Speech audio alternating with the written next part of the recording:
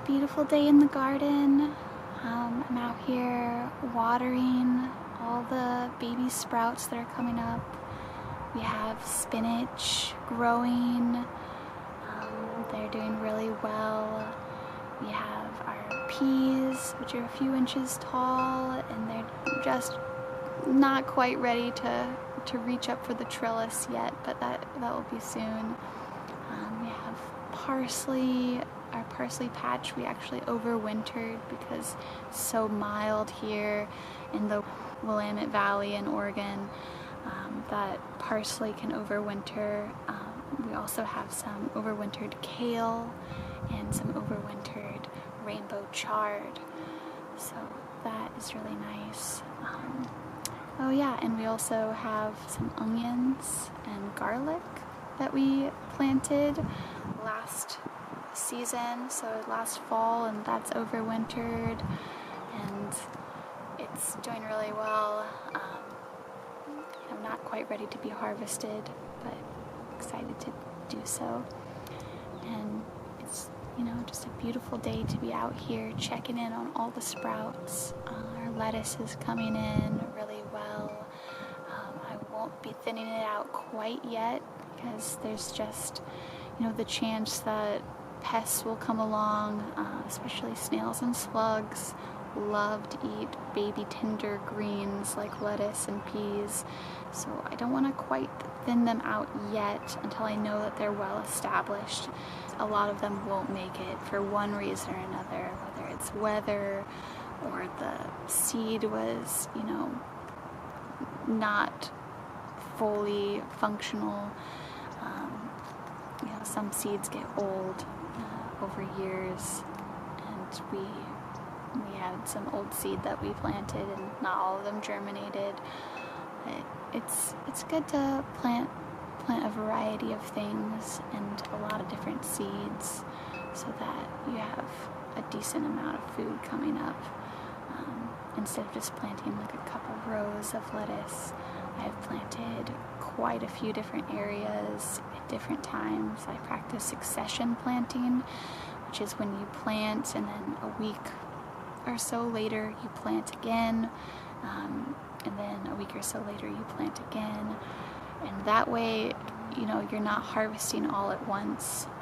The harvest comes in sections where you can come out and you can get some salad and some radishes and spinach, and then the next week you will also have some that are ready and they're not over mature.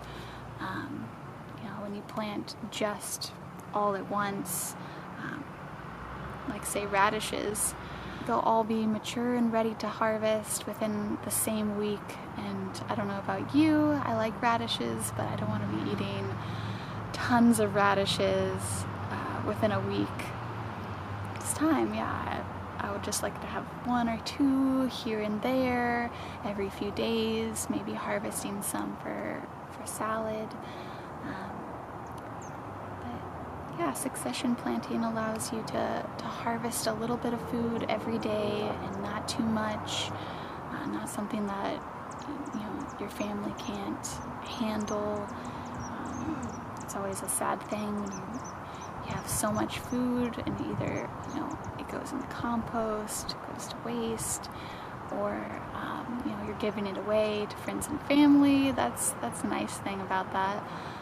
But it is good to have a regular harvest of food, a daily harvest, so you can really benefit from your own garden and enjoy all the healthy food that comes out of it every day.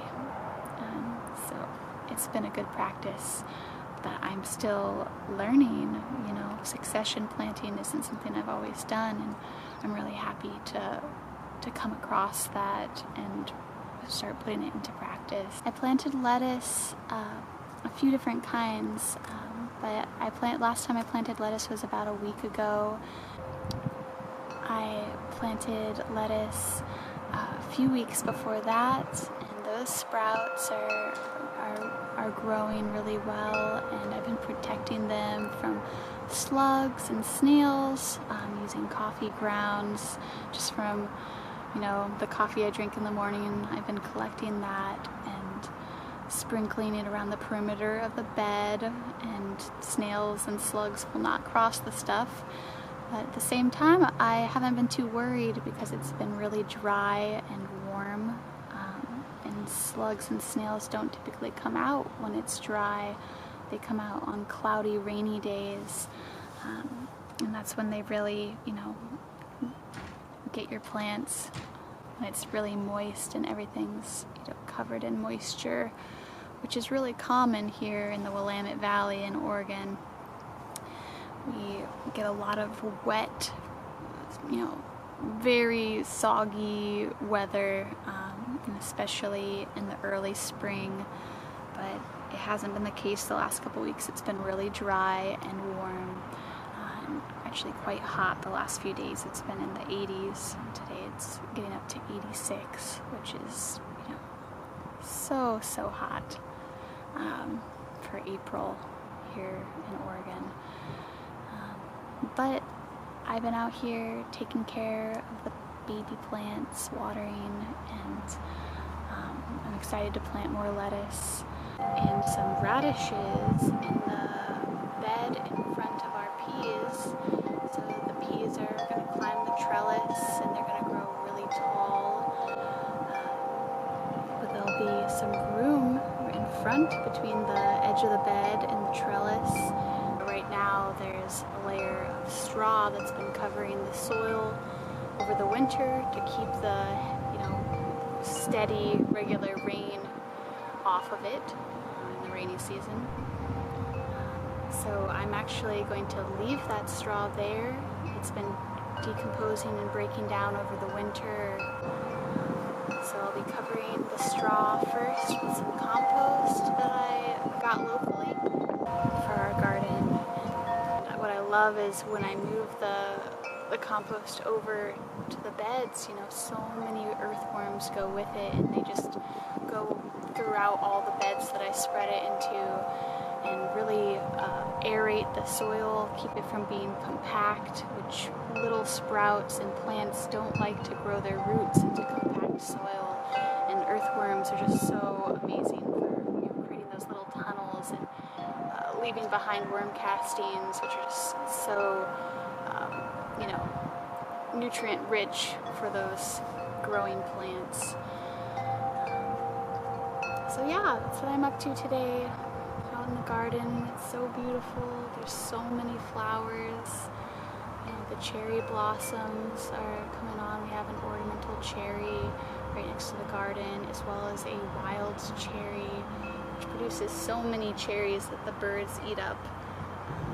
And there's lots and lots of daisies and dandelions. Yeah. And it's just really beautiful and nice to be out here. So I hope you enjoy this video, and thanks for tuning in.